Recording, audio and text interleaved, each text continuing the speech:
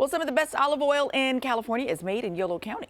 Cody's Caravan is live in Capay Valley this morning, giving us a look at the farm's first harvest, which led to their first win at the state fair. It's insane. It's insane to think about it. It all starts like with this right here. The olives are budding, as you can see right here. This is Sherry Wood. Sherry, you've been a farmer your entire life. Right. What were you before? I was a banker in several cities across the country, and when I was widowed, it gave me an opportunity to say, what did I want to do next? Mm-hmm. And somehow, God had a plan that I was going to be a farmer, and so now I'm an organic farmer of 29 acres. And an award-winning farmer, my friend. Yeah, an award-winning farmer. The olives came out well. So, you didn't plant your first plants until you were, 64? 64, first plants. Planted my olive trees 5 years ago, so what 68 or something like that.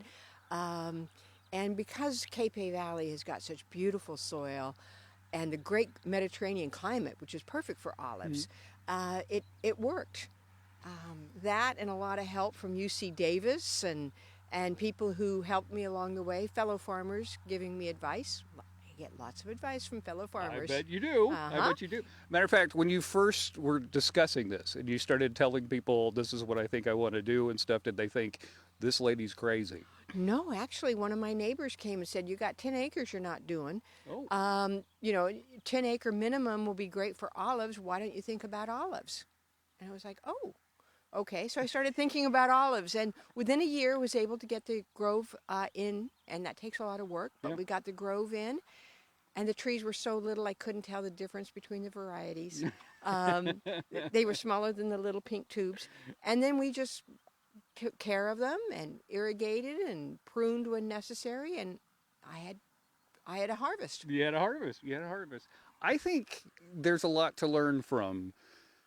You went through this tragedy, and then you started thinking, like, what do I want to be? It gave you an opportunity to rethink and reset your life. And I feel like there's a lot of people out there that are probably going through the same thing, and they might just shut down because they think, well, I'm in my 60s, I had this life and stuff, and then I'll just, sit on the couch or travel or whatever. Right. But I think your story is so inspiring because this is amazing.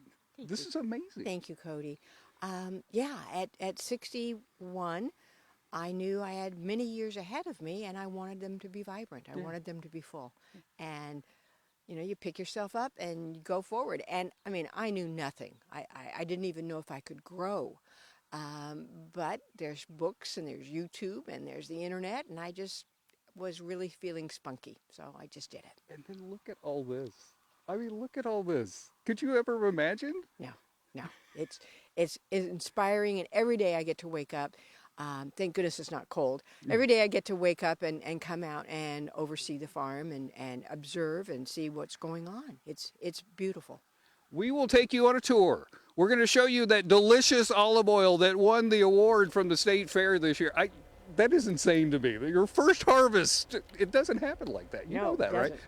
It does not happen like that. So we'll show you the olive oil. We'll show you around here. We'll get to know Sherry some more. She is amazing. All right, back to you guys in the studio. I can't keep an orchid together. She has an entire olive farm. Like, what? We had an orchid expert work with us one-on-one, Courtney, and we couldn't keep them alive. Man, she is exceptional. I lost my orchid after one day. I don't even know I still don't know where it is. Christine Hansen has it. Yeah.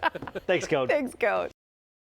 All right, well, Capay Valley is home to some of the best olive oil in California, and one farm has taken top prize at the state fair. Yeah, Cody's Caravan is there live this morning showing us the farm and also all the products that they offer there. Hey, Cody.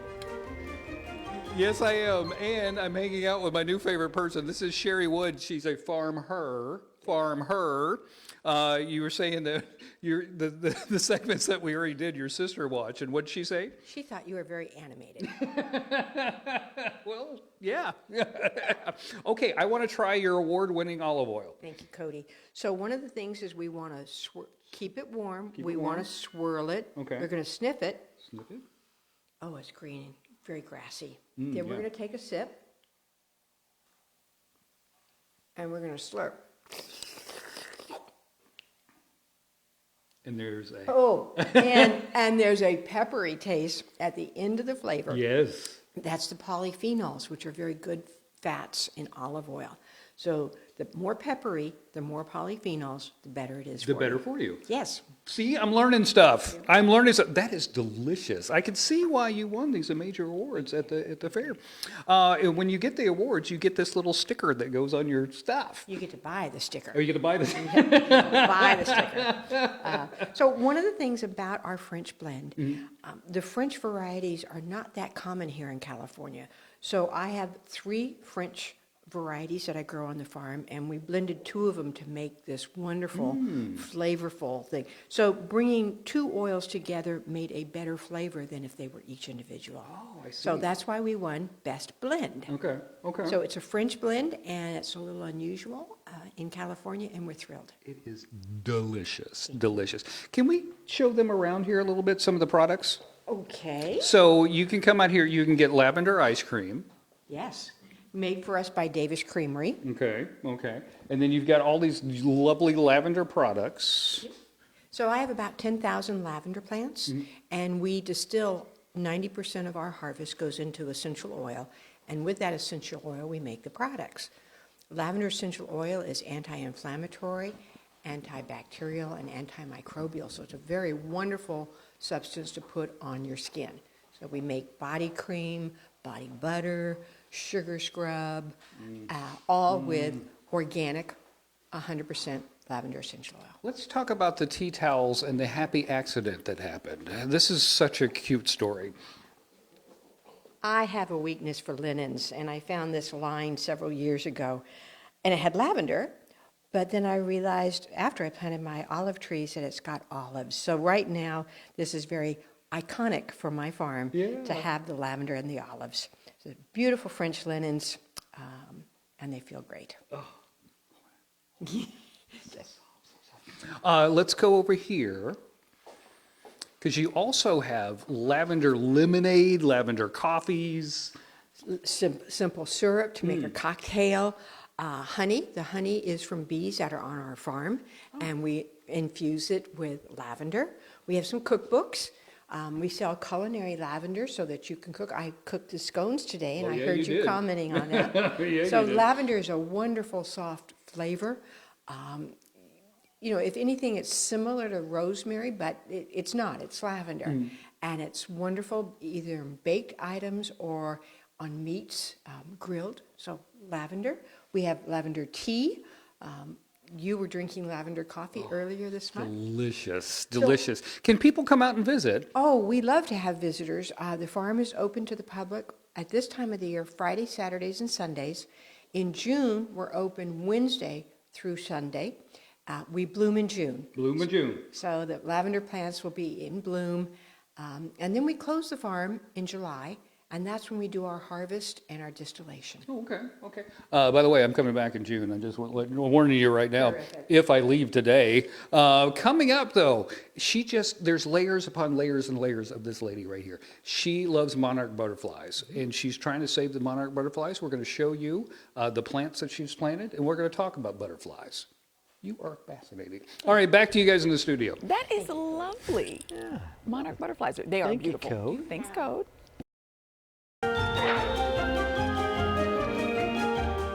Welcome back. We are at a magical place. Jerry, this is a magical place, and I want them to come visit. Tell them how to find you. Capay Valley Lavender. We're out on Highway 16. We're 2 miles before Cache Creek Casino, if you happen to know that place. I think a lot of folks know that place. They know that place. So I came out here to learn about your olive oil, and then I started learning about your lavender, and then I see this. You're trying to save the monarch butterfly. We are. The western monarch, which goes from Southern California up to British Columbia, is endangered. Last year's count counted less than 3,000.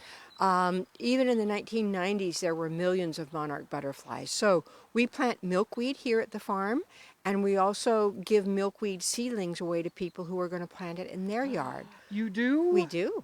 So milkweed is the plant where the monarch butterfly lays its larva. And so we need milkweed in order to have monarch butterflies. So the milkweed plant is not the prettiest plant. It's not something that most people are like, I'm going to plant this. You got to be really wanting the butterflies to come back. You do. It's not a pretty plant. It's a weed.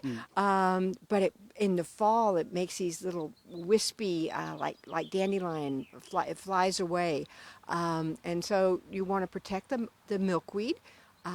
We gather the seeds and plant them every winter so that we can give the milkweed seedlings to people in the spring. But without milkweed, we're not going to have the monarch butterfly. We got to have the monarch butterfly. Gotta have the monarch. Monarch butterflies are fascinating. It takes 3 generations to make the loop, right? That would be the eastern monarch. I don't know much about them, but they're still tagging them. In the western monarch, the University of Washington, we're starting to tag where they go because we're not really sure how far up north they go. Oh. Yeah. I think they're Science. fascinating. How do they know where they're going? How do you tag? How do you tag? And how do you tag one of right, those Right. Let's save the monarch. Let's So save the you just give those out to people. We do. We give milkweed seedlings to people so that they can plant it in their backyard, or if they have an edging, like if they're not quite a lawn, but an edge, putting milkweed there, it'll attract the monarchs, and we need monarchs.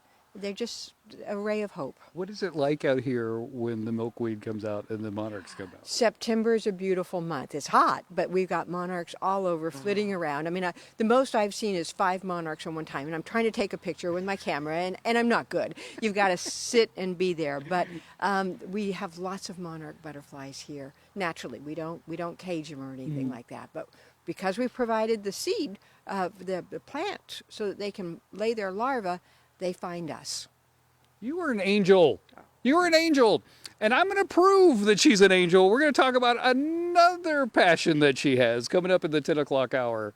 Thank you so much for having us out this morning. I've been having a blast. All right, back to you guys in the studio. Awesome. I've asked if I could move in 3 times. She said no, but I there mean, is a yeah. house for sale nearby. So we're working on this. We're working on this.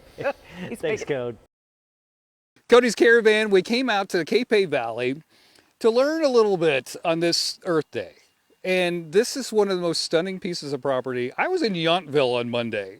Yountville's beautiful. Yes. This is gorgeous. This is gorgeous. But I wanted to talk to you a little bit about your story is so inspiring to me that in your 60s, you did this whole flip. You were in banking and then you got into farming. And I feel like there's people at home that are like in that spot and they're trying to think, what are they going to do for the next thing? What could you tell them? You have to have trust. What's the worst? One of the questions to ask yourself is, what's the worst that could happen? And if you're sitting at home watching TV all the time, what's the worst that could happen is, maybe 5 years from now you're still doing that. But what if you get up and try something new? So fear will stop a lot of people before they begin. Yeah, totally. On this farm, on this piece of property, you've got this grove of olives. You got lavender. It smells like heaven. But you also try to help the monarch butterflies. And then as I get to talking to you, I found out another one of your passions. Can you share that with us? Volunteer work, being involved in your community and giving back. And so many years ago, I founded a nonprofit called One Warm Coat. And it's about encouraging people to donate that extra coat they have in their closet. So somebody steps forward and organizes a coat drive, and guess what? 80 people in the community have extra coats, and those coats stay in the community. So community is very important to me. Yeah, I can see that. Yeah. I can see that. Yeah. You have such a warmth to you. Like, I just want to lean closer. As I look at you skeptically, okay. All morning long, I've done that. Okay. And do you feel like working in the fields? Because you were a banker. I've never snuggled up to a banker like this. Right.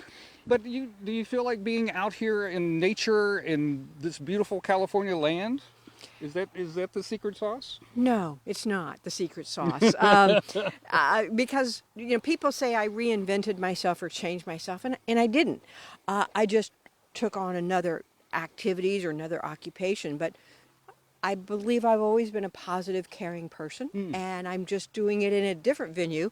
We have maybe 400 people in our whole environment. Our little town has a population of 600. So I'm out in the middle of nowhere, but still there's a wonderful way to help the community and be involved.